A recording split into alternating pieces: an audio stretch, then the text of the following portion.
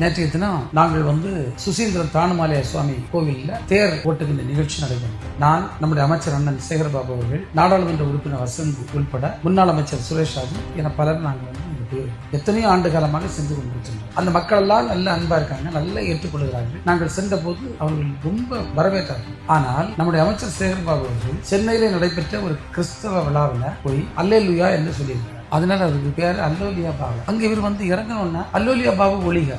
சரி, அவர் அல்லோலியா பாபு. உனக்கு பிரதமர் மோடி கிறிஸ்துமஸ் அன்னைக்கு டெல்லி கதீட்ரல் சர்ச்சில் முதல் வரிசையில போய் கும்பிட்டு இருந்தார். அப்ப அவர் என்ன மோடி? அல்லோலியா மோடி. அடுத்தது போப்பாண்டவர்கிட்ட போய் புரிஞ்சு நிக்க. அப்ப அது என்ன மோடி? என்ன பிளாஸ்டிக் சர்ஜரி செய்து வேற யாராவது மோடியை கொண்டாங்க போப்பாண்டவர்கிட்ட புரிய விட்டுருந்தாங்க. நீங்க வெளிநாட்டுக்கு போனா முஸ்லீம்களை கண்டு கட்டி பிடிச்சாரு.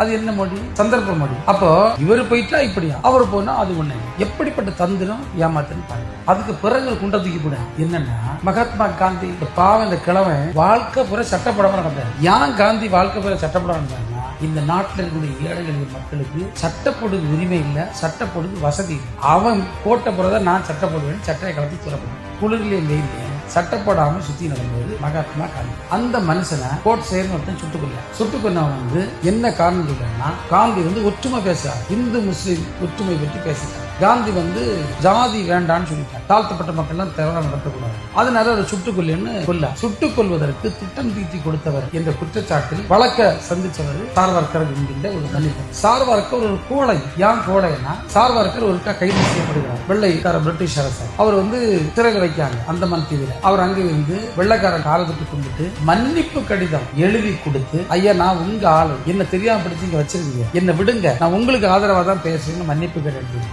அவரு வெளியே வர. நம்ம தூக்கு கயிறை முத்தம் போட்டு, இந்த தூக்கு கயிறை நான் இந்திய மக்களின் விடுதலைக்காக ஏற்றுக்கொள்கிறேன் என்று சொல்லி தன்னுடைய கழுத்துல மாட்டி 24 வயதுல உயிர் நீத்த பகத்சிங் இங்க இருக்காரு. இந்த ஆளு இங்க இருக்காரு. இந்த நாட்டிற்காக சட்டையை கலத்தி போட்டு சுத்தின காந்தி யாரு? இந்த சார்வர்கர் யாரு? அவங்க சார்வர்கர் வாழ்கன்னு பேசுறாங்க. இது ஒரு கோயிலப்பா. இந்த கோயில தானுமாலய சாமி வாழ்கன்னு சொல்லியிருந்தா சரி, சிவன் வாழ்கன்னு சொன்னா சரி, விஷ்ணு வாழ்கன்னா சரி, பிரம்மா வாழ்கன்னா சரி. அங்க யார் வாழ்கையா? கொலைகேஸ் குற்றவாளி. அது யாரை கொண்ட கேஸ்?